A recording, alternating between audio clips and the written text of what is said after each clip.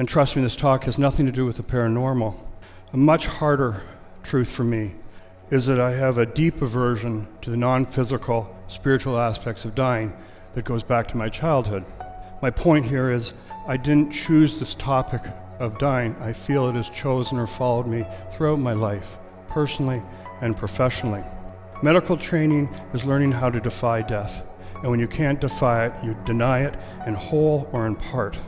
I learned that end-of-life experiences are the subjective experiences of the dying, and often refer to pre-death dreams and visions. Such experiences have been reported throughout history and across cultures. They're mentioned in the Bible, Plato's Republic, Shakespeare. In our culture, the richest and most thoughtful discussions have always come from the humanities and never medicine, but from poets and playwrights and philosophers. These observers have commented that end-of-life experiences are so frequent they're essentially intrinsic to the process of dying. They're characterized as real, intense, meaningful, provide comfort, insight, and in so doing, help alleviate the fear of dying. So why does medicine have so little to say about something that's so meaningful and actually potentially therapeutic, not just for the patient, but for the patient's loved ones? In part, it's because end-of-life experiences can easily be dismissed as confusion. And it's true.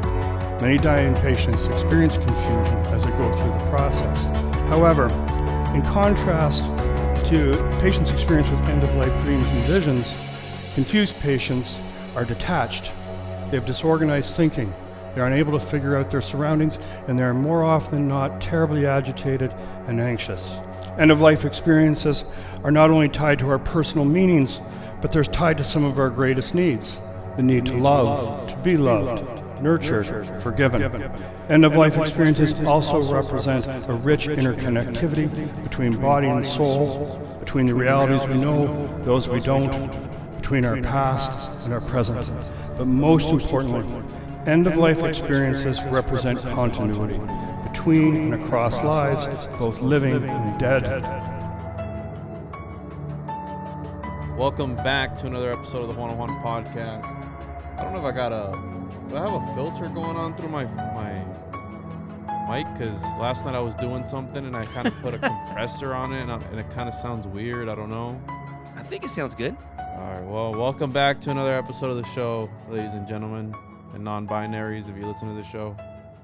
Today we are joined by Jeffrey Davis from the Functionally Dysfunctional Show. Or did I say that What's wrong? up? No, you got it. It was perfect. Oh, shit. Is it dysfunctionally? No, it's functionally. Functionally Dysfunctional Show. Yeah. Well, anyways, that show. And make sure to follow me on social media at the One-on-One Podcast on all social media platforms.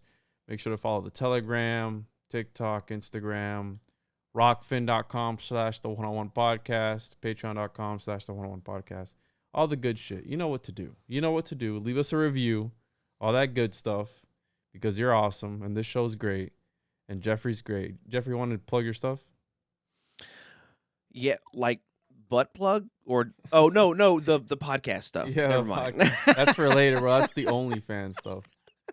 Oh, shit. Yeah, we keep that shit separate. No, you can find me at all stuff my show at thefunctionallydysfunctionalshow.com, and all the social links are from there, since got a little bit different usernames at different places because of stupid character limits and asshole hackers trying to take control of accounts and shit. So just thefunctionallydysfunctionalshow.com, and that'll get you to all the episodes and all the socials.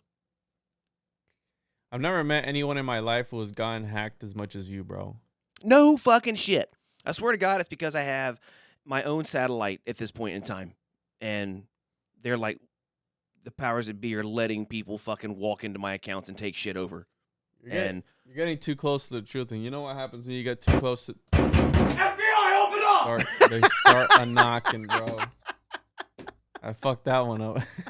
Bro, I've scared... That caught me off guard. I really thought you were getting raided for a second. I've scared so many guests with that, dude. I'll be like, yeah, you gotta be careful when you're too close. Oh, bro, people will jump up in their chair like, oh, wow, that's... Look at it. Yo, check this out. Check this little light out. This little light on, you see that? Oh, yeah. What is that? It's on my mic stand, and I can... That's dope. Yeah, instead of getting an on-air sign, I have it on my mic stand. That's dope. I like that. Yeah, I can change the color, too. It can go to blue or purple. Ooh. Or red. There you go. Fancy. So when you start getting too close to the truth, Jeffrey, this is when things start going haywire, I think. That is. Or you just fucking suck and you just keep getting hacked. I mean, there's two polarizations, you know what I mean? It's like, what could you possibly do to be on these people's, like, what could you possibly talk about other than obviously the pedophilia stuff? That I feel like they don't like that, because all researchers that I know, dude, in this podcasting community who have dove down those rabbit holes have either died from a sickness or have committed suicide. Which rabbit hole? The pedophilia and the whole really? Disney. Yeah, that's why, like, I've been told before, like, hey, don't look down this rabbit hole. I don't know if you noticed my new title, The Rabbit Hole Master. And oh shit, bitch, that would be exactly the rabbit hole I would dive down. That's the way I'm wired, man. If you're like, don't do that one, I'm gonna be like, here we go, bitch. well, one thing is looking into it. Another thing is actually going on a podcast and talking about it. You know what I mean? Like, there's two separate sides to that. Fuck them. You want to fight? Bring it. Well, that's how you get suicide with 2 shots to the back of the head, bro. Because, I mean, there was like this tweet that I saw today of somebody was like, oh, well, I'm an elite and I've never heard of these blood sacrifices and these orgies and all this sex magic and stuff. And it's like, bro, the people on the Forbes 100 list are the people you need to least worry about. You have what's the whole thing right now with Elon Musk and him trying to take over Twitter, and people are freaking out. Who gives a fuck, man? Like, who cares about that type of stuff? Right. But they put it in line to distract people. You know what I mean? Like, this is just another distraction. Right. I went to eat sushi yesterday with my wife and my kid, and they had CNN on. It was just propaganda after propaganda. We're getting ready for nukes. We're getting ready for this. We're getting ready for that. Putin this, Putin that. I'm like, and you see the waiters like looking up at the TV. They're watching this stuff. People are coming in and out. Yeah. But what are your thoughts on nuclear weapons, dude? Because, you know, being in this conspiracy community, that sometimes there's a lot of, how do I say this? Because you wanted to talk about crowd psychology, and I recently just did an episode on that, and the way it works, right? The way that haven't caught that one yet. Well, it's not out yet, so it's the Occult Book Club number 4, and it's The Crowd by Gustave Le Bon, and it's a book about the father of modern day crowd psychology, and he breaks it down. But, you know, being a conspiracy in the conspiracy community, right? There are these ideas that float around, sometimes that are, and I don't want to use the word dangerous, but kind of dangerous. You know what I mean? For example, nukes aren't real. Do you believe in nukes, Jeffrey? I've never considered the fact that they don't exist. If they do exist, and if what we've been told by the collective they, right? Who's they? If the lizards? The what? The lizards? If they've weighed in on it, I guess they can be part of the they. You believe in lizards, bro? I don't, man. I approach all of that with, and this is not me being evasive. I get accused of that, but you're like a matador today, bro. You're usually like pretty straight on. Is the government on to you, bro? Tell me the truth. Come on. I'm sure I'm not joking when I'm pretty sure I have my own FBI and ATF agent and probably a satellite at this point. But no, when it comes to, so I will say I do appear to be elusive sometimes, or evasive rather, when someone asks me, do I believe in something? Because, you know, I've been on the show a couple times, talked about my background, and I have baggage associated to those. Tell the people your background for the first time listeners, Jeffrey. First time listeners, I was born and raised in the church, groomed by a lot of lofty people to become a professional minister. Groomed by lofty people to be a lofty professional minister, in which I succeeded in doing so.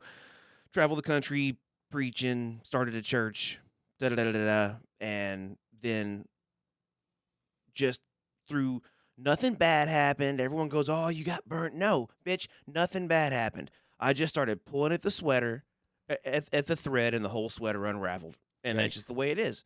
And now I don't claim to be. See, funny thing is, I think this is a little aside. I think being an atheist takes as much faith as being a believer in a God, because you can't prove a God does not exist. Likewise, you can't prove that a God does exist. They both require faith. And people that are skilled in debate are going to say, oh, I just committed a logical fallacy because you can't prove a negative. But I don't think that applies when we're talking about the non-existence of a God. You have to be able to prove that a God does not exist. I don't think that falls into the prove a negative fallacy, because you have to account for the fact that we don't know everything. We know a tiny fraction of everything. Anyway, so I think those rules are a bit different. But so when someone says, "Well, do you believe in?" Well, I don't know. That's a hard word for me. It also doesn't mean. And if I haven't considered that, so you lizard people, well, I have no reason to believe in lizard beings in a hollow earth. I have no reason to disbelieve in that. So just like the notion of a god or god's existence, I'll say for me the jury is out until evidence is brought forth definitively either way. Right? So when it comes to belief, now that's it. That being said, those questions, do you believe in? What do you think about? Those are what drive me to look into things. And I do so without a bias, because that's what being free of faith and dogma does for me. I'm able to look at anything I want to with completely open eyes and not give a shit what I find. I just want to find the answers. And more importantly, if I never arrive at the answers, I'm going to find some really cool shit and meet a lot of cool people and come across patterns or trains of thought and other ideas in the journey towards those answers, whether I ever actually get to the answer itself or not, if that makes sense. That's like the long way around that answer. But belief is a word that I have a ton of baggage with, and I'm reluctant to say I believe in anything unless there's definitive proof. Are lizard people real, Jeffrey? They could be. Okay. Willing to concede that. They may not be. So, I've been as I do my research and all this stuff and, dive down these rabbit holes. And this title was given to me by a Freemason, by the way. So that right there, I mean, that gives it a ton of credibility. If you have a Freemason telling you that you're a rabbit hole master, I mean, you've made it in life. Yeah. You know what I mean? That's what it's all about. So I've been seeing how important it is, and not to get all woo-woo, but how important it is to have a belief in, and mind you what I'm saying, in a God, okay? Because the more research I do, these ancients, they weren't about, because, they're painted in this light, like, oh, they believed in all this crazy shit. A lot of these ancients believed in a source. You know what I mean? Sure. And that's what I mean by a God. So a source, the one, the divine artificer, whatever you want to call him. But I think it's very important to believe in something, in like a central power, because how boring, not to disrespect anybody, but how boring would it be to be like an atheist, like a nihilistic? No, I'm just here. Damn, bro. Just like that? Like I said, I think that requires a ton of faith to even make that claim, because you have no evidence to support that. I mean, okay, you can look at it and go, well, we don't know. Well, bitch, if the universe was like a major metropolitan area and we live on a cul-de-sac in that major metropolitan area, and we haven't even gone to our nearest next door neighbor to get eyes on to see if anyone's home. Well, we've Jeff, sent some fucking robots there. Is space even real? Well, is space never even considered real, it, bro? Because I mean, you have those people who they think that space and the planets are a projection system. I just had a guy on the other day talking about the holographic moon and some crazy projection. I've heard and a little bit about the holographic universe theory. A little bit. No, holographic. Oh, I mean, I don't know about. Yeah, I've heard of holographic too, but it's all things that when you really get into it, dude, it's so convoluted. And not only that, but it's like how Plato talked about when you name something, right? The theory of forms, when you name something, you're automatically capping it off. Everything is infinite. Okay. And Sure. you by naming it, you by putting a label on it, you're automatically capping it off. You know what I mean? Yeah, I think we tend to do that, but I don't think it has to be that. I think you can find like that. That's if you want to talk about fact and science-based findings. That's bad science, right? You don't come to a conclusion after you go through the scientific method and go, okay, well that's that, and that's fact, can't ever change and move on. You have to continually revisit and retest things with new information. And just because what you found, what may or may not be what we know, quote unquote, which is a super loose term because we're tiny, tiny beings with very finite knowledge. And what we know now doesn't really matter. It's what we know for now.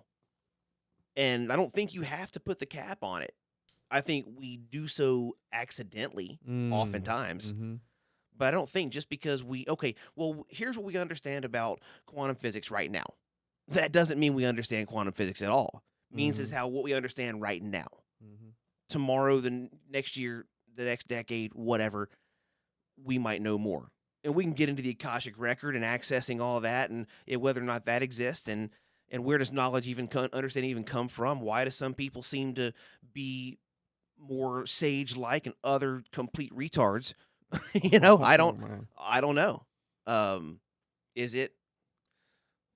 Is reincarnation a thing? Have people that are more sage-like and more wise or have more intuition, or they just have they had more incarnations than someone that's,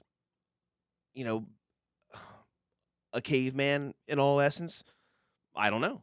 Things that I lay awake and think about, but I wanted to do something fun. do it. And we have here, I wanted to bring up a couple thought experiments because I think those really, I think a lot of them are really fun. And when you really start thinking about them, they can get pretty crazy. I think I've talked to you about Boltzmann Brain before, haven't I?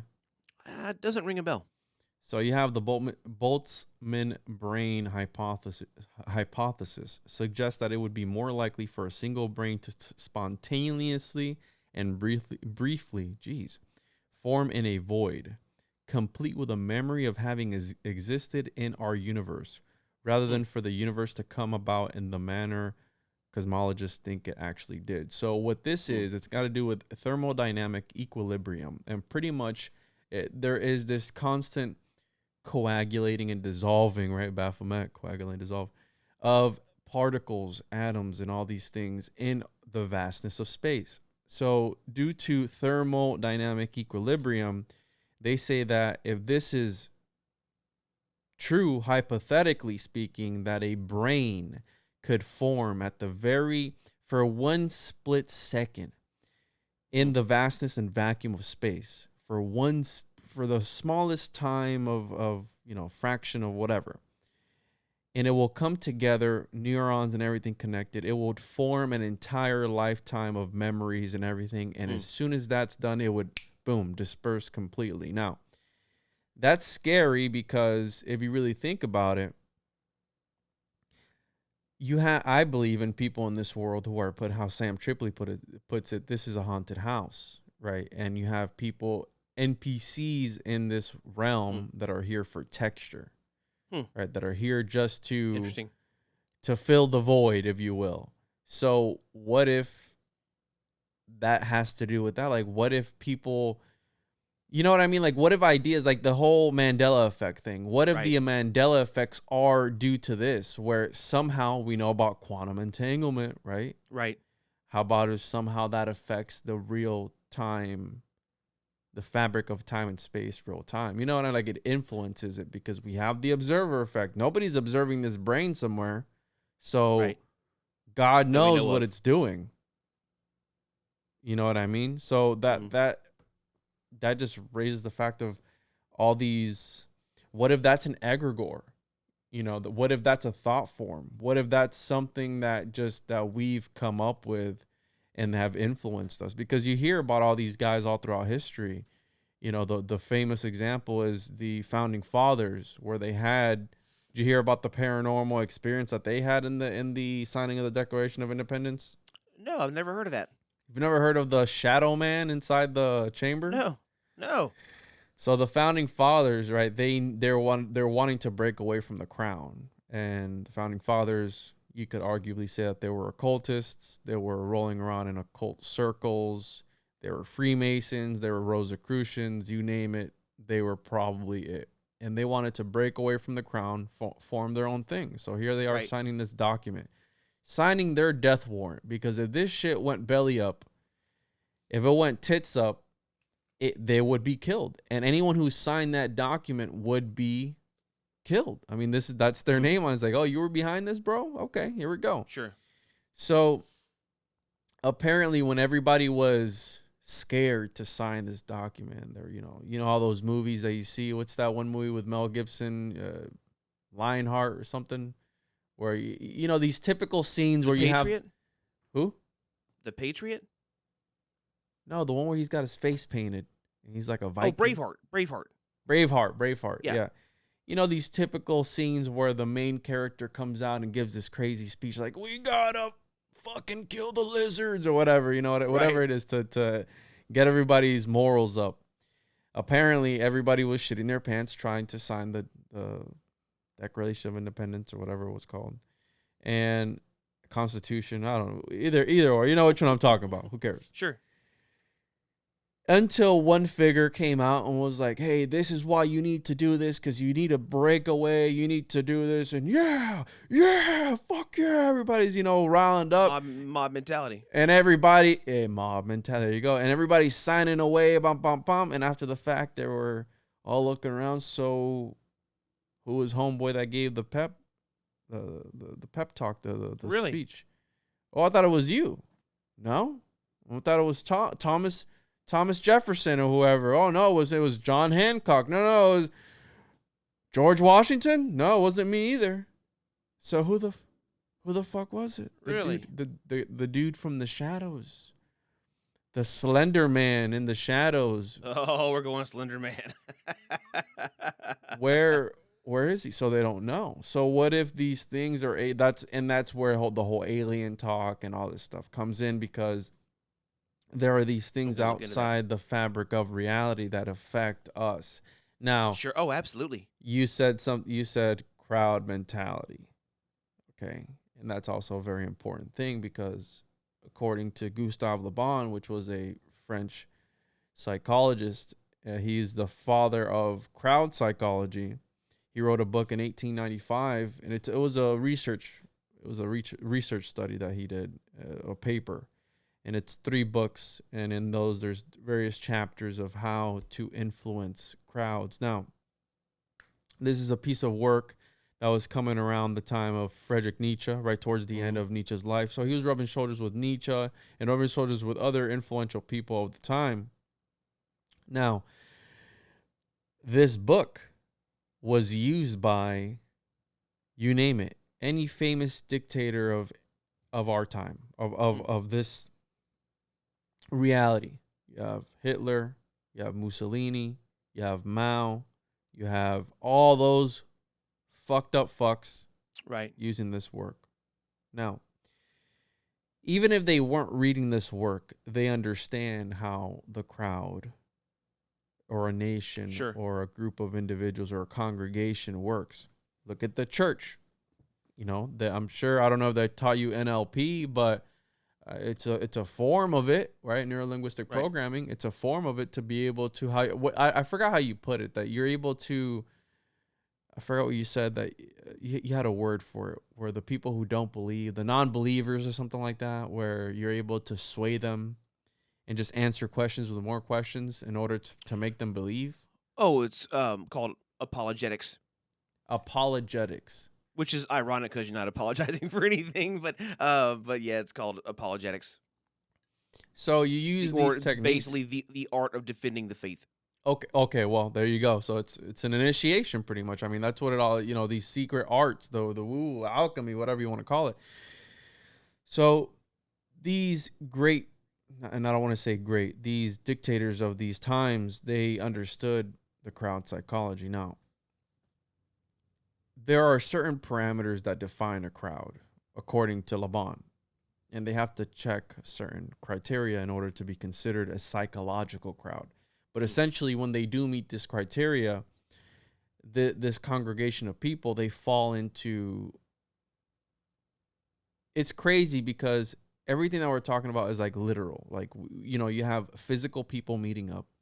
Sure. There are physical fights. There are physical altercations. But then anybody that talks about this sort of thing always brings in this metaphysical aspect to it. So Gustave Le Bon talked about how there was this contagion that spreads within these groups, and the group itself becomes a living organism, and they can only interpret certain ideas a certain type of way through suggestion. And you have groups hallucinating together because of suggestion, and the suggestion is what kickstarts it off. So think about the energy that set off the Big Bang, and this domino effect of events after the fact.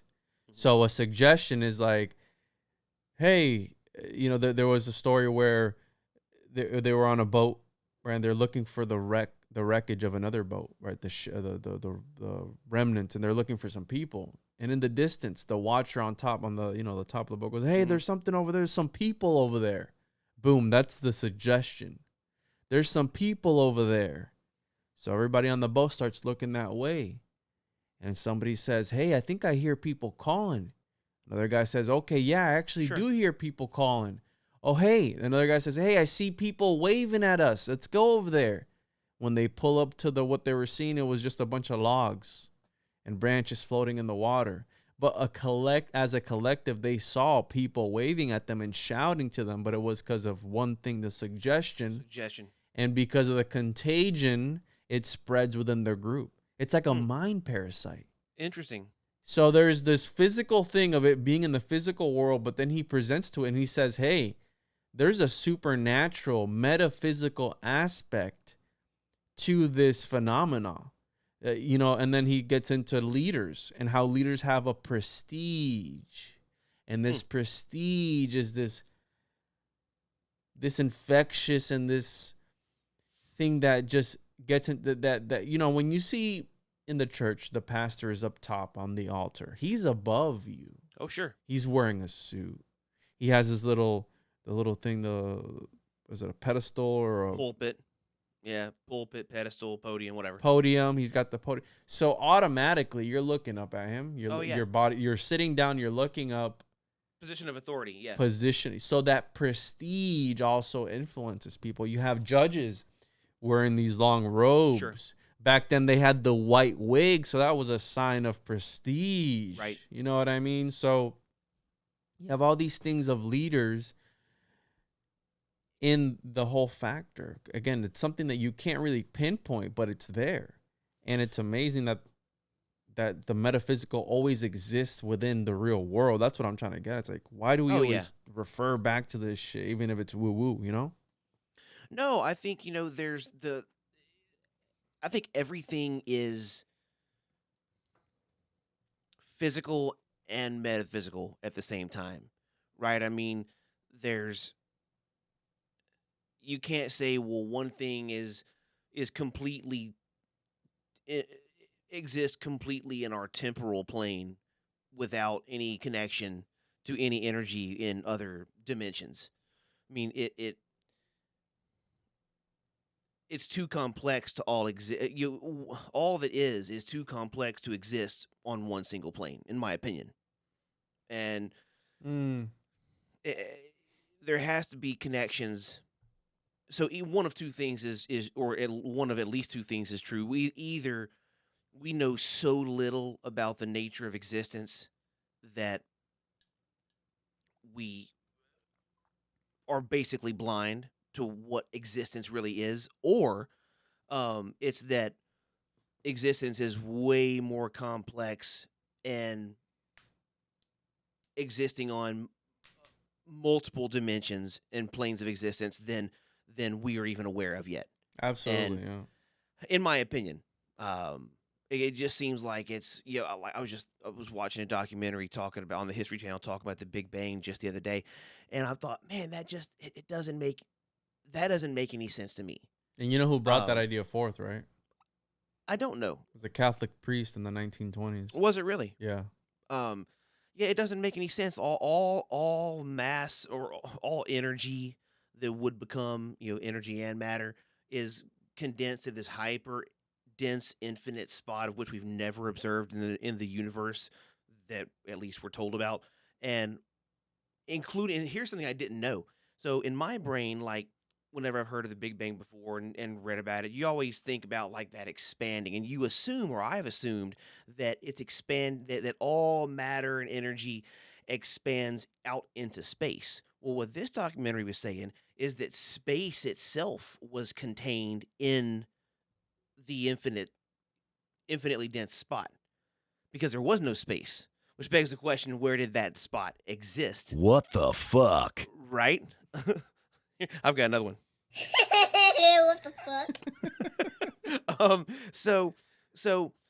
And the reason that these people were saying this is a relatively new finding, if I'm not mistaken. And they were saying, well, so we know that quote unquote, that the universe is whatever it is, 18 point whatever billion years old. Well, the distance across the universe is like something like 30 billion light years across. Well, so we know, always quotes around no, right? we always know that, or we know that nothing can go faster than the speed of light as far as we know. And so how could the universe be larger across than it is old? It couldn't be, because that matter energy hasn't had the time to expand that far. So they have there's a totally new term to me. This is just like 3 days ago, literally. I just learned, or just heard this for the first time. There's this term called the Great Expansion, and they think that in the early universe, and I'll come back to that. They think in the early universe that because space itself was included in that infinitely dense spot, that everything expanded, and space can go as fast as space wants to. So space was expanding and carrying everything with it until space got to a place where it slowed down. Well, this begs the question, if that infinite dot, and this is a question that I thought to myself, they didn't say it in the documentary. I thought, okay, if that infinitely dense whatever, if that's the case, huge if that's the case, if that's really what happened, and that existed in some kind of place, void, whatever, dimension that was not in space was contained in that, then what would have stopped other universes and other spaces to have expanded at the same time from the same spot? Of course, I'm talking about a multiverse, right? I mean, so why would it just create one universe? Well, here That doesn't. that Catholic priest, he said that everything started with a cosmic egg. Oh, okay. I've heard that term before. So tomorrow being Easter, right? Yep. You have the egg symbolism.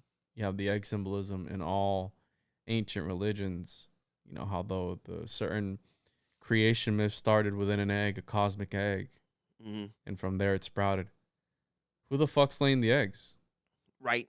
I mean, there's got to be an origin of everything, right? Or now you could say, well, what if we live in this like perpetual rebounding universe, right? The universe expands and then it contracts into infinite density, and then everything starts over again and it expands, and we're just doing this for forever. People say that, well, that's what's happening. That's where everything came from. Well, where did it come from originally? There had to be a beginning. As from my feeble construct of time, right? And then that's where we haven't even talked about time itself, right? I mean, what if time is a construct? What if past, present, and future are all happening at the same time, and time is only a way that in our finite bodies that we experience that passage? What if past, present, and future are an illusion? What if everything's happening at the same time? Yeah. No, absolutely. I mean, I believe in that too, bro. So this Boltzmann guy, he talks about how right here, the Boltzmann Universe. And it's based on a mathematician's theory that the second law of thermodynamics was absolute rather than statistical. And he talks about how, I'm trying to read it here, is that the universe started for some reason in a low entropy state. The second and alternative theory is the Boltzmann Universe scenario. In this scenario, the universe spends the vast majority of eternity in a featureless state of heat death. However, over enough eons, eventually a very rare thermal fluctuation will occur where atoms bounce off each other in exactly such a way as to form a substructure equivalent to our entire observable universe. So, Boltzmann argues that while most of the universe is featureless, humans do not see those regions because they are devoid of intelligent life. To Boltzmann, it is unremarkable that humanity views solely the interior of its Boltzmann universe, as that is the only place where intelligible life lives. So, what I mentioned earlier, that's what he's talking about, how these the thermodynamic equilibrium, there's these things at work that eventually just kind of fall into place. Everything is kind of discombobulated at one place, right? Everything's just a blob. But it just, enough times, it's like looking at clouds. Oh, that cloud looks like Mickey Mouse. Oh, that cloud looks like fucking Jeffrey's face. I don't know, whatever. Sure. Eventually, that's what you start to see because everything's constantly moving and just coagulating and discoagulating. And right. I mean, that's the way I can interpret that, where these fluctuations and eventually, how they say about the Big Bang, like it was like the waves, they came at a crescendo at the top, and from that energy is a boom. That's how everything, energy, because they talk about dark matter and dark energy and all this shit that we don't even understand. It's like 95% of the universe is dark matter. Right. The fuck is that? Well, we don't know what it is. And my question is, well, then how the hell can you think it's 95% of the universe? Right? You can't observe it. You don't know what it is. You can't quantify it. Well, why do you think it's such a high percentage? And that's never made sense to me. So we have spontaneous formation in the universe's eventual state of ergodic heat death. Given enough time, every possible structure, including every possible brain, gets formed via random fluctuation. So let's look up. What you call it? Spontaneous what? Spontaneous formation. And let's look up what heat death is, because they keep bringing up heat death here. Let me look it up real quick. I'm jotting notes of things to look up after our show. Yeah, it's called via quantum fluctuation. So the time scale for this is related to Poincare reoccurrence time. Focus on structures or pursue. All right, so Boltzmann-style thought experiments focus on structures like human brains that are presumably self-aware observers. Wow. Given any arbitrary criteria for what constitutes a Boltzmann brain or planet or universe, smaller structures that minimally and barely meet the criteria are vastly and exponentially more common than larger structures. So, again, a brain is more common, given, if this is real, the spontaneous formation, that more than a universe, more than something more, a lot bigger and vast. Right. And so essentially you could have a ton of little brains being formed all at the same time due to spontaneous formation all throughout the cosmos. So you have a bunch of floating fucking brains in space versus the formation of an actual whole planet. Sure. That's wild, bro. If you really think about that. Yeah. Yeah. That's crazy, dude. I think that there's no doubt that, okay, I have to give the room for some doubt. I think there's very little doubt in my mind, at least, that we are massively ignorant and or massively misunderstand the nature of our own existence. Oh, 100%. And I want to throw an analogy so people get a better picture. A rough analogy is how the odds of a real English word showing up when one shakes a box of Scrabble letters are greater than the odds that a whole English sentence or paragraph will form. So again, you have these little clumps of, oh, look, I see the word C. I see the word O, OH. I see the word I or whatever. Those are more prone to form versus entire paragraphs. And not saying that sentences can't form eventually with enough time, but the average time scale required for the formation of a Boltzmann brain is vastly greater than the current age of the universe. What? Whoa. So how does... it's a thought. Well, you got to remember, it's a thought experiment. In modern physics, Boltzmann brains can be formed either by quantum fluctuation or by thermal fluctuation, generally involving nucleation. Wow, look at all this stuff, bro. Look at all these big words. Nucleation is the first step in the formation of either a new thermodynamic phase or a new structure via self-assembly or self-organization.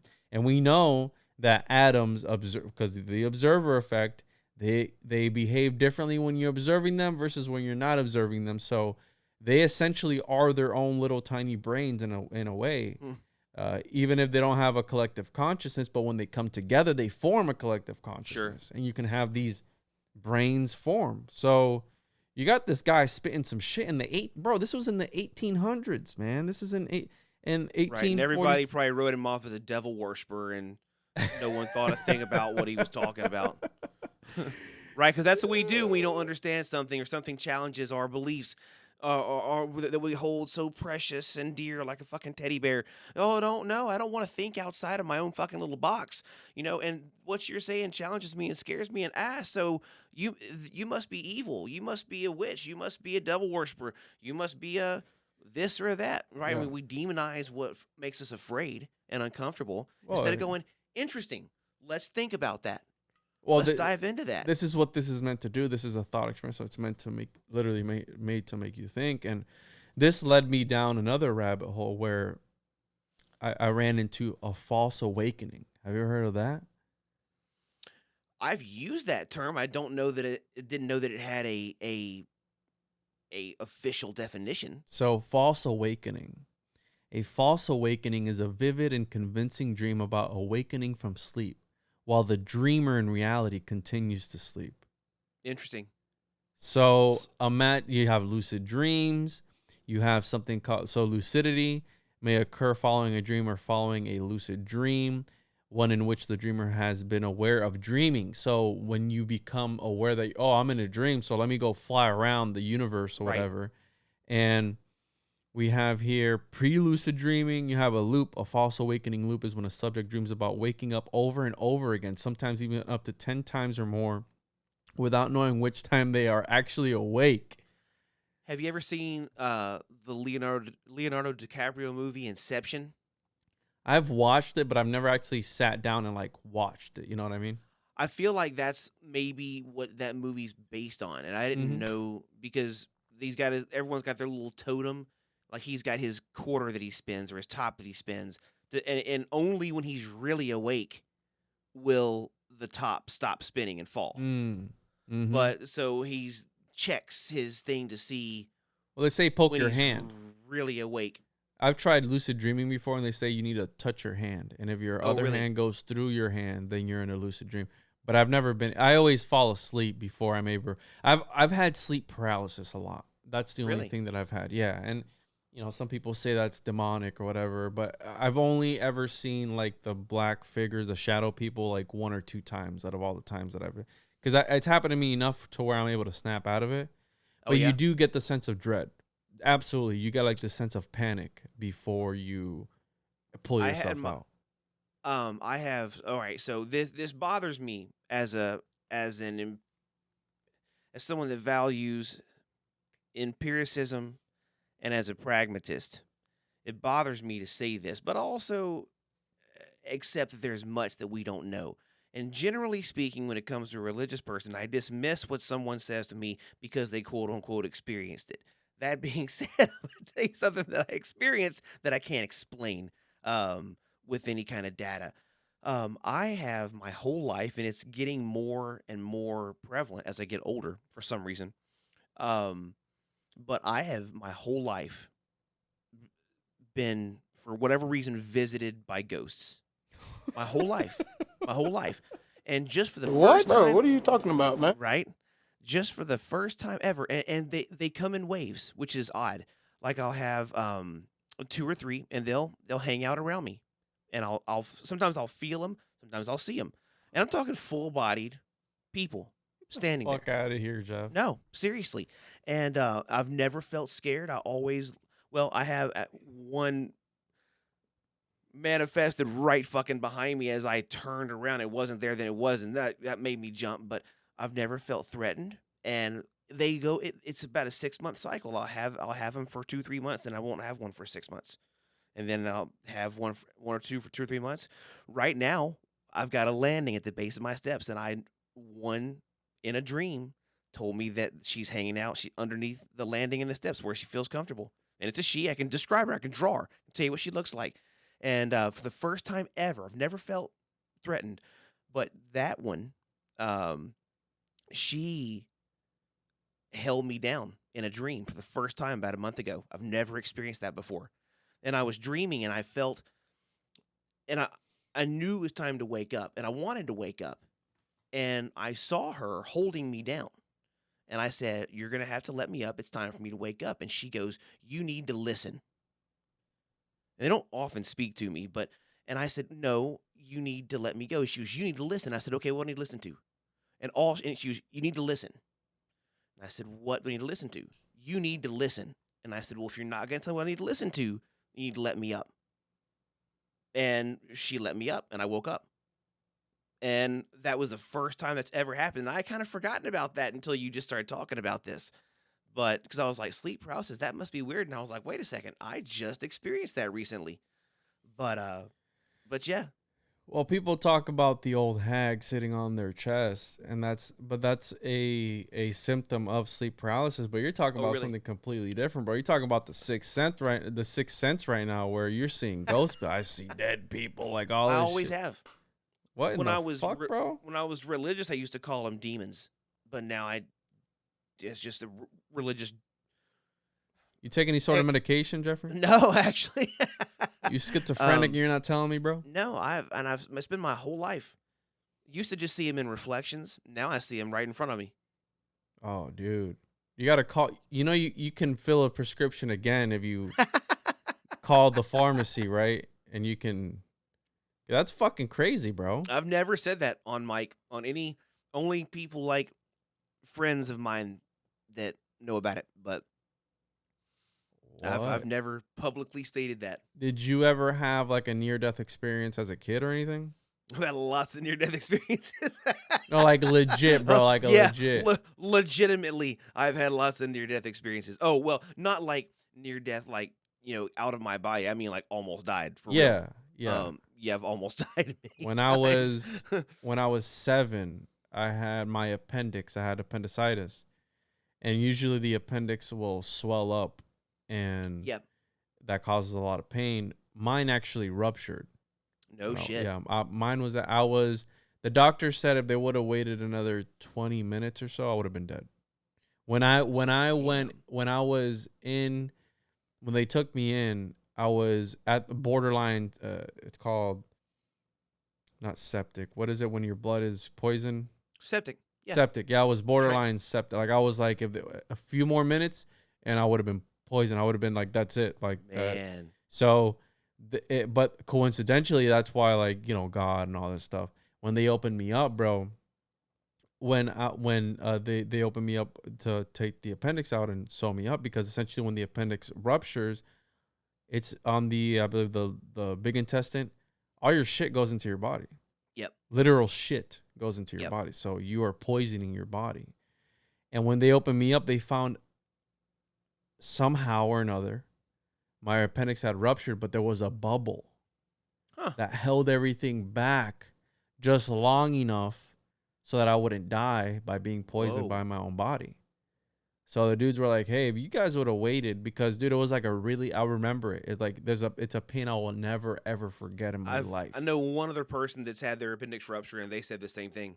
It is horrible. It's like like the worst stomach ache that you can ever get, but it's on your entire body. And I remember being a 7-year-old kid crawling on the floor, Jeffrey, crawling, because it was just that, and that pain was just that. And imagine, I mean, something in my body broke open. Right. You know, and a membrane in my body broke open. So Right. I was crawling on the floor. My mom was just giving me, I remember she gave me like some lemon water or some shit to help my stomach or some stupid shit. It turned out I was dying. It wasn't a stomach. I was dying. And they were like, okay, well, let's take you to the hospital. When they took me in, they were like, hey, dude, got to go to the OR like right now. Damn. Because you're about to kick rocks. Damn. So that's my near-death experience. And I mean, not saying that that's opened me up to a different, you know, apperceptive power to where I'm able to pick up, you know, ghost signals. But again, it's something, you know, my grandma, right, because she's the one that raised me in the religious household. I grew up with my grandparents, so I was always, you know, in a religious household. She's the ones that go, that's divine intervention, you know what I mean? Because you know how they say people have a greater... Imagine if I would have just died at 7 years old, bro. Now, we wouldn't be... I'm 27 now. My birthday's in a couple of days. What if I would have died? We would have never had this conversation. You would have never told me what you would have told me. I would have never looked about Boltzmann Brain or anything. My entire podcast would cease to exist. There maybe wouldn't be the Juan podcast. There might not be. That's fucking crazy. Or if there was, he's probably some fucking idiot talking about some other stuff, doing movie reviews or some stupid shit. Or a true crime podcast. Oh, God. You know? So it's crazy how life works. And I think that, I think that there is a natural balance to everything. I think that there is this, the universe is always trying to find a homeostatic state. Right. Sure. You know, to where it needs to be balanced. And I think that's where you get some people being killed off and others not. So, you know what I mean? Well, and when you don't hold any religious or philosophical dogma of what existence is or what is the truth, it allows you talk about how amazing life is and all the things that had to happen for us to come together and have this conversation today. Well, that's one of the reasons that, you know, when I let go of religious dogma, and it doesn't have to be religious, it can be philosophical, it can be whatever, it can be just your own internal monologue. If you let go of the way that you believe the world to be, if you let go of the way you think,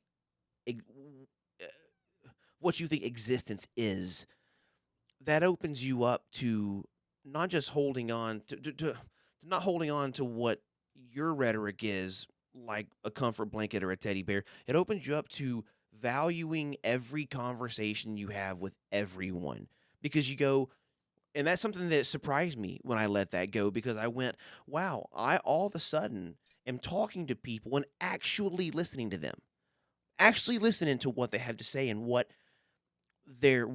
they think what they think. And I'm talking, it can be the motherfucking butcher at the deli counter.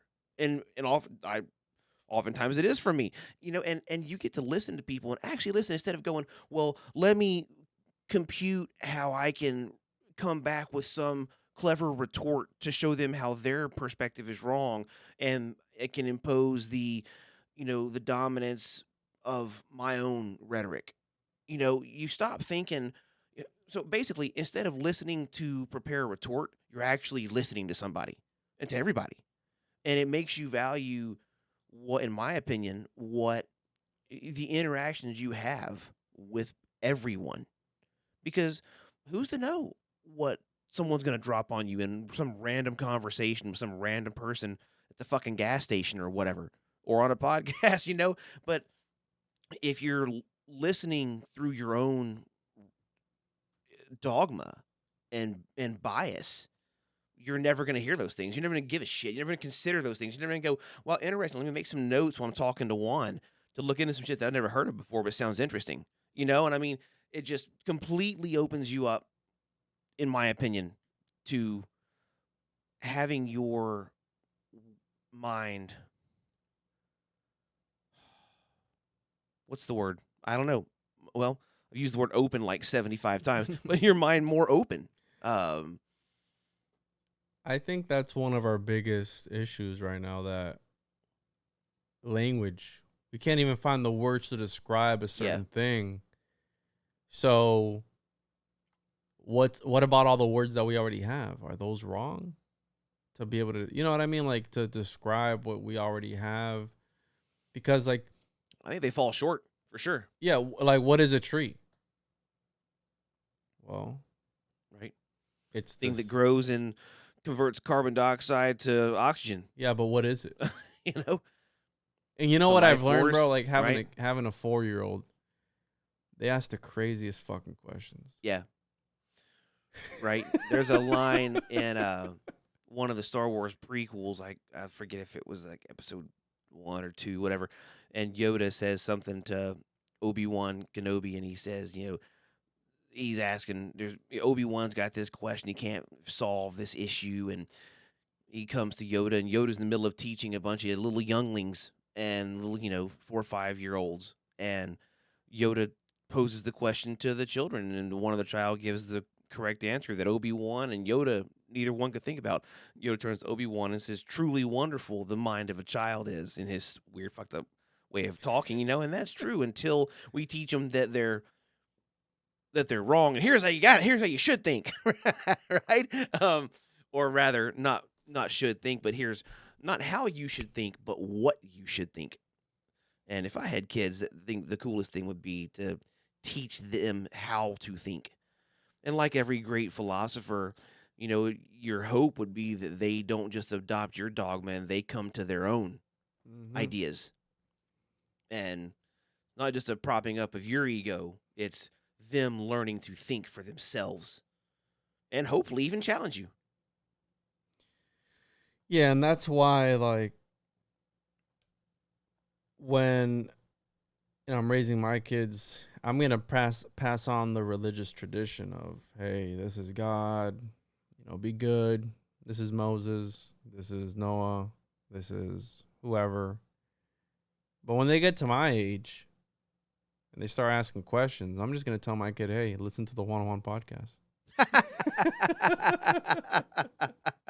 That's awesome. Just listen to the One-on-One podcast, and I mean, you can feel free to question anything, because I think that's very important to, I agree. not only be able to have an open mind and not so open that your brain falls out, how Carl Sagan says, but to be able to interpret ideas from a different lens. And that's something that Nietzsche talked about, right? Perspectivism. Yeah. And perspectivism, what that is we can never truly know an idea from a non-biased point of view. We're only comparing perspectives. Sure, absolutely. I'm only comparing my perspective to Jeffrey's and so on and so forth. But we will never truly talk about something from a biased point of view. I maybe like to talk from an about unbiased point of view. An unbiased point of view. I may like to talk about aliens and how, they were the Anunnaki, but you see aliens from like a other interdimensional aspect, like, oh, well, this is, you know what I mean? So it's not like that physical to you. Even though that's how you see, even from the same topic, you see different perspectives. Sure. So, but the neat thing is, if you listen to different perspectives of the same thing, like you can, the way I look at it is that none of us have all knowledge that we're aware of. But maybe through conversations and listening to differing perspectives than your own, maybe you and I can get a little closer to the truth by putting our ideas together than debating who's right. Like if we can consider each other's perspective and put our ideas together and see what falls away and what sticks, then we're going to be potentially one step closer to the truth and to the answer, to the understanding the real nature of existence than we would be if we just debate who's right and who's wrong. Right? I mean, it just seems futile. I mean, if we were all knowing, that'd be different, but we're not. So why are we arguing about who's right? Yeah, but that's part of that's part of the divide and conquer aspect, and that plays into the whole the crowd argument where. Right. Well, I guess we'll get into that next time. Yeah, well, I mean that plays into that, because it's a crowd can only understand an idea in its simplest terms, and the crowd, and this is why it's important to read things. And we have a rating scale on the Cult Book Club show with me and Thomas, where it's like, do you just get a PDF copy of it? Do you read it? Or do you actually buy it and hold it in your library type of thing? Like, we have like a scale. And this one, we rated it as like, you don't really need to have it in your library, but read it. You know what I mean? Right. So like, it's like one of those type of things. Because this is a blueprint, bro, in order to be able to control people. And essentially, these groups, these crowds can only understand ideas at its simplest terms. Right. But it hints at the idea of there being lizard people, because at its core, it's intellectual. It's an aristocracy that presents these ideas. And we know that this is what they do. The elites give you a problem, then they give you a solution, then they do it all over again. Yeah. And I think that's the dialectic, or whatever it's called, Hegelian dialectic, or whatever the name of that. Oh, really? Yeah, I forgot what the name of the term is, where it's like problem, solution, blah, blah, it's like an endless circle. Keep you otherwise occupied, so you can't think about the real problems. Well, that's the thing, because if you really look at it, the you have these generations of people, right? And they develop within each generation trigger words that they know that they can set off in the next generation. For example, right now we have the boomers, right? If you want to call them boomers. Mm-hmm. They know the shit that'll piss them off. The shit that'll piss them off is dudes marrying dudes, chick marrying chicks, because they're old school. You know what I mean? They were part of that classical nuclear family. The wife stays home, the father provides. Sure. The mother stays home to you know what I mean? It was they were together for a long time. Now they've moved it to where you don't even have to really be married anymore. It doesn't matter if you're married or not. You just live with your spouse. And then there you have, nothing against the LGBTQ. I've had people on from that community on here. But you have this movement to where now it's like, okay, well, we're going to let chicks marry dudes, or dudes marry dudes, chick marry chicks. And then let's push sexual things on children now. If you want to identify as a toaster, more power to you. So they're already causing chaos within the system that they created. Because in the 1950s, it wasn't like that. Look at racism, bro. Back in the late 1800s, early 18, whatever, we had slaves. Then what? Then they were pissing people off by taking slaves away. No, I need to own that human being. No. And then racism. You know what I mean? Like all this stuff, they create the problems. Yeah. And then they went, it's social reformation or whatever you want to call it. And the problems are so thin if you really take a step back and look at them. But I think that they're just there to divide us. Like you said, divide and conquer. Divide and conquer. Because if the people united, oh my fucking God. Can you imagine what that would mean for the elites? It's never gonna happen, bro. They're not gonna let it. It's too diverse, and not only that, but we go back to language. I don't think so. We have way more that unites us than separates us. Way more. I think if given the chance, if people weren't so gullible, I think that we have a good chance to unite as a species. Yeah. No, but we go back to the whole language barrier. Okay. Sure. You have millions of people who are essentially isolated from, let's use Russia and the United States. Russians don't speak English. Most of them don't. Right? A high majority of them don't. So how are you able to unite those people with the Americans? Or let's say that we wanted to come together but isn't that in the book of Revelations, Jeffrey, where we're going to be under one world order and a united government and all this shit? Yeah. So wouldn't that essentially bring forth the Ragnarok of the Christians? I mean, the Revelation? No, not because that's supposed to be perpetrated from the top down, right? That'd be like a unification. Well, basically be like ultimate tyranny, right? I mean, it'd be one bank, one government, one ruler being the Antichrist, and so on and so forth. But I'm talking about the people coming together with the people, not being structured together governmentally. I mean, people realizing, you know what? There's no fucking reason to fight. Right? We all have the same basic needs, and we all have things to bring to the table, and we can all help each other. And if we could do that, I think we'd be a lot further down the road. But I hope I dream of a world in a scenario where that can happen. I just I don't have a ton of hope for it at this particular juncture. Yeah, no, and especially right now with what's going on, right? There's so much. I stopped watching news. I used to watch Tim Pool a lot, and I'll listen to Alex Jones every now and again, but they're just repeating the same shit over and over again. Yeah, You know what I mean? And it gets mad. Like they were mocking Biden this past week because he did a speech and then he turns around to shake someone's hand, but there's nobody there. yeah, but it was So, even more disturbing that he turned around and stood looking behind him for like 10 seconds, like that was really disturbing to me. But He's an automata, hilarious. bro. He's just like glitching out. But here's what really makes me question all this, Jeff. Because we talk about conspiracies. It's all fun and games, right? We like to think and throw around all these ideas about crazy Boltzmann brain and false awakenings and all this shit. But it's like, if these people, and by the people I mean these reptilian overlords, right? This aristocracy that's at the very top that rules everything. Like, have you seen the Squid Games yet? No. You should check it out. It's again, these elites are having these fucked up games, right? The Hunger Games with people, and people are dying and they're getting off on it. But if they're so smart, if they're in power and they have all the money and they have all the control,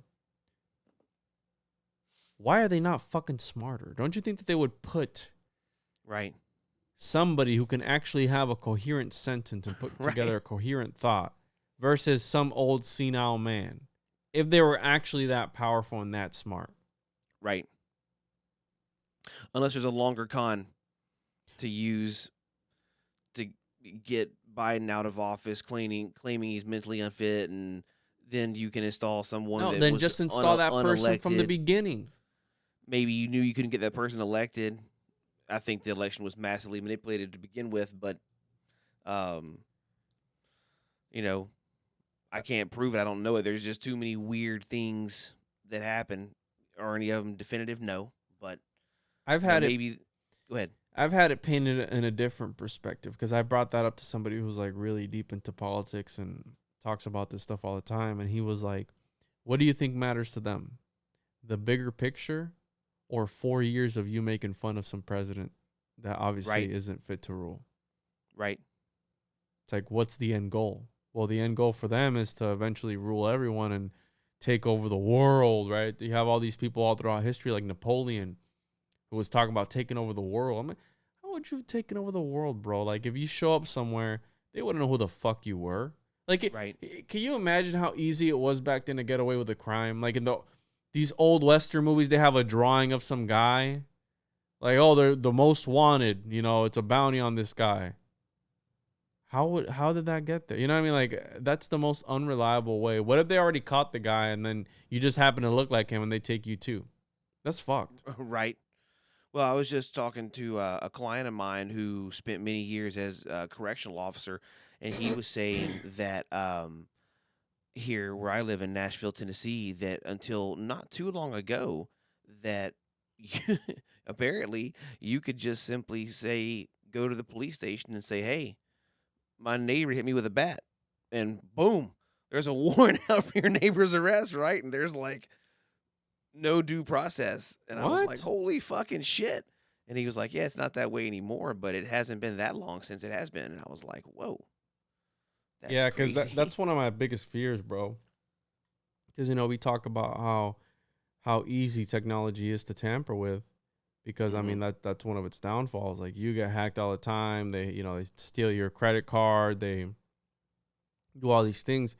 How easy would it be to frame somebody for something that and what's the ultimate frame? What's the putting child porn on someone's computer?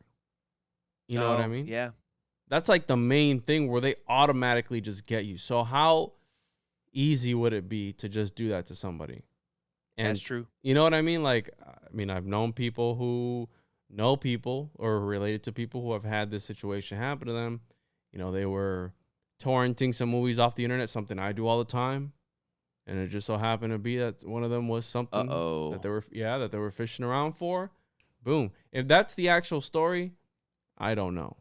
Okay, Gotcha. if that's the actual story, I don't know, but that's the way that they painted out, and I was like, damn, that sucks. But I mean, if you're innocent, are you innocent, or you know how they say innocent until proven guilty? But bro, just from being related to something like that, your life is over. You know what I mean? And that's one of my biggest fears, being accused of a crime that I didn't commit. Right. That's one of the scariest things. Is imagine how hopeless you feel, dude, just wanting to like, hey, I didn't do this shit. Or even as a man, like hell, there is no innocent until proven guilty. If you're a man and any woman makes an accusation of sexual anything towards you, I mean, you imagine going to a bar and hitting on a girl and she doesn't, you're not her type, and instead of just declining you, all of a sudden she goes to the police station and says you tried to sexually assault her, and motherfucker ain't no guilty or innocent until proven guilty. Yeah. In that accusation.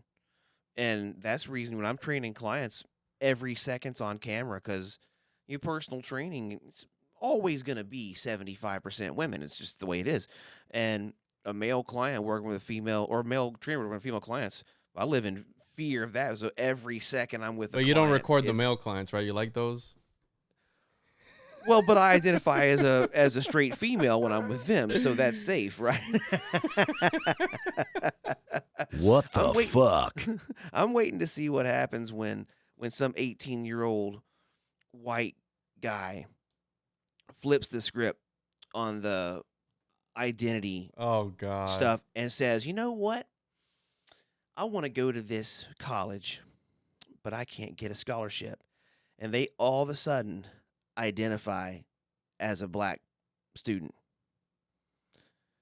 And then you will, the NAACP will be forced to give them minority scholarship money if it's available, or have to say it doesn't work like that. Well, bitch, if it don't work like that, then don't work at all. Yeah, that's what I'm saying, dude. It's like, well, ethnicity, well, I don't believe in that. Because again, these are just not to fuel the fire, but these are social constructs that we've labeled ourselves with. So you just have individuals exploiting these things. Right. You know what I mean? It's like, well, biologically, well, I heard one time angels are androgynous, so why can't I be androgynous? I'm like, you bring up a good point. You know what I mean? Like, you bring up a good point. I'm not going to argue with that. But again, bro, I'm not here to debate anybody about their ideas. I'm not here to call you out on your shit, Jeff, about you talking to imaginary people and all this shit. If that's what you experience, that's your reality. That's your subjective reality. Who am I to come and discredit you for... You know what I mean? You can challenge without discrediting. I think you can, in a respectful way. You can respectfully push. Now when you get to the point of being belligerent, I think you have to have rapport with someone before you can do that, right? And you can't be condescending and da da da da. But I mean, you can completely challenge someone's thought and push them to think differently, or consider their own thoughts. And I'm completely, back to the ghost thing, I'm completely willing to say, I'm willing to concede that there's a chance that I'm, for some reason, like every 6 months, some gas is getting released in my house that's making me hallucinate. I mean, that could be reality. I'm not saying that just because I experience it, it's real. I'm saying this is a pattern that I'm noticing. It's been that way my whole life. It's getting more as I get older for some reason, but something could be freaking out in my brain every 6 months. I could have a fucking tumor for all I know, making me see shit. But so just because, that's the difference, right? When people that have faith-based beliefs, they say, "Oh, well, I've experienced God is real because I experience Him as real." Mm-hmm. Well, no, right? I mean, that makes God real to you. That doesn't mean that God is empirically real. Also doesn't mean God is empirically not real, right? It means it's real to you. Mm-hmm. And I'm cool with that. But the second you start making those more absolute truth type claims, then that's a slippery slope, in my opinion. But And this is, it goes back to Rene Descartes, right? I think, therefore I am. But here's another thing, right? So that was the experiment. I think, therefore I am. I can only prove that I'm a thinking thing because my senses cannot be trusted. Okay. Sure. We talked about false awakening. We talked about the Boltzmann Brain.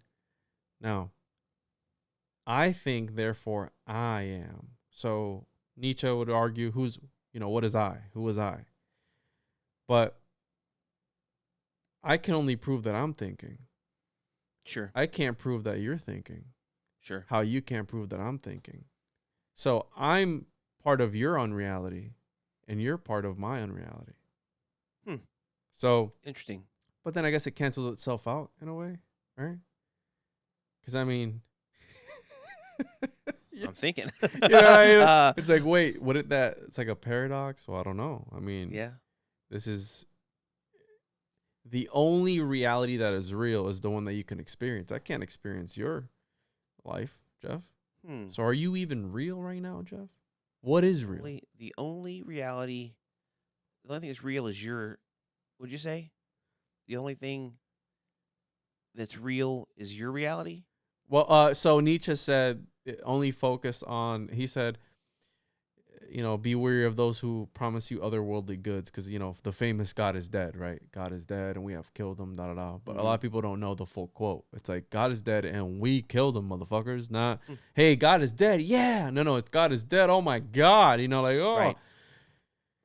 So he said, only focus on this reality, because it's the only one that you can experience. So don't focus on going to heaven, because you don't know what it feels like to experience heaven, or hell, or Shambhala, or Gartha, or whatever, wherever you want to go. This is the only reality that you can experience at this point in time. That we know of. That we know of. That's the whole thing, that we know of. Right. And don't you hate when you bang your mic? I do. I was taking like a fluff or something on it off. And what's one thing that was like really I was thinking about the other day? Well, number one, I've been diving into alchemy. I'm writing out an episode on alchemy, and oh, cool. I've been, about the homunculus and all this talk, and I connected some dots because we grew up watching this symbolism, bro. We grew up watching these cartoons. You remember watching? Oh, I mean, you're older than me, right? How old are you? Yeah, 39. Fuck, you can't relate. You fucking boomer. Yeah, you can't relate. We had totally different childhoods. I had He-Man and G.I. Joe. Well, you remember that show, Powder Puff Girls? I can't say that I do. Damn, man. Anyways, in that show, essentially, what at the very beginning of that show, I mean, the whole premise of the show is he creates a homunculi. He creates these little 3 girls. He mixes sugar, spice, and everything nice, and then accidentally he throws in chemical X, and you have these 3 little girls that come out of this cauldron, right, with superpowers. And the homunculus is this little being that the alchemist supposedly was able to make. This little person about 9 inches in length, 9 to 12 inches, about a foot tall, that had superpowers. So if you think about how that's connected to all the mythology, you have leprechauns. Leprechauns are little people. Fairies are little people, right? In this show, the Powder Puff Girls, they're little people with superpowers. They're like superheroes. They have crazy strength and all this shit. Point is that we grew up watching this stuff. We grew up like Courage the Cowardly Dog, bro. Like on the first episode, I put it on the other day with my son because I was like, hey, this is what we grew up on. This is the shows that we grew up on. My wife grew up on it too. And it was like the first episode, bro. Hotel Room 666.5 on a fucking kids show on the Cartoon Network. Wow. And it's like, well, was that put there on purpose because of some other occultic means, or was it just put there to troll people? Was it put there just to, the artist is bored. He's tired of drawing the same shit over and over again. Right. We just put a little symbol in here like the Rosicrucians did with the King James Version of the Bible. These little symbols so other Rosicrucians know what I'm talking about. Right. But I don't know, dude. I mean, this is just a bunch of shit that we've talked about today that I like it. Makes no fucking sense whatsoever. And I think I left this conversation with more questions than answers. That's the best kind of conversation. In my opinion, that literally, if I leave a conversation going, I got shit to think about, that's a win. That's my favorite kind of conversation. Yeah, we didn't get to Matryoshka Brain, bro. Oh, Do it next time. That's for the next time. Yeah, we got the Library of Babel. We have the World Brain, bro. We got a bunch of shit. Do all of your episodes go completely off the intended trajectory? Like this is my third one with you. Like, do all of yours go that way, or do they pretty much stay down the rabbit hole you're planning on? No, so when this is fully unscripted, as you know, and Sure. I just hit you up. I was like, hey, bro, I need to put out episode 87. Have a hole in my schedule. 87, 88, 86, whatever. I know. Who the fuck cares? So you fill it with me. I'm the spit pits. I get it. No, motherfucker, because I always hit you up, and you're always doing just some occult weird shit somewhere. You're in like some esoteric mountain somewhere where you have no service, so you never write back to me. And then when I do, I'm like, hey, you want to do a podcast? And you're like, yeah. Hell yeah. Right? Hey, You need to get back on that horse, bro. I know. We're fixing to start my podcast back up here in the next couple weeks here. But yeah, sometimes my secret meetings take me out of cell range for a little bit. Are you my CIA handler, bro? You're talking to ghosts. Are the ghosts talk to you about me? Like, not about you. So, Jeff, let's get the fuck out of here. You want to plug Do your it. stuff, and we'll save some of the juice for next time. I like it. Want to plug your stuff before we head out of here? Oh yeah. Check out the Functionally Dysfunctional Show. You can find it at thefunctionallydysfunctionalshow.com. Find all the socials and episodes there. And appreciate the opportunity to be on and to shoot the shit, talk about some cool ideas. Absolutely, bro. It's always a pleasure having you on. Make sure to follow me on social media at the One on One Podcast, and also social media platforms. Join the Telegram. Join everything. Patreon. You guys are fucking awesome. Can't believe anybody listens to this. So, yeah, we'll catch you on the other side, you fucks. And stay strange. Don't be a piece of shit. Love each other. And, yeah, later.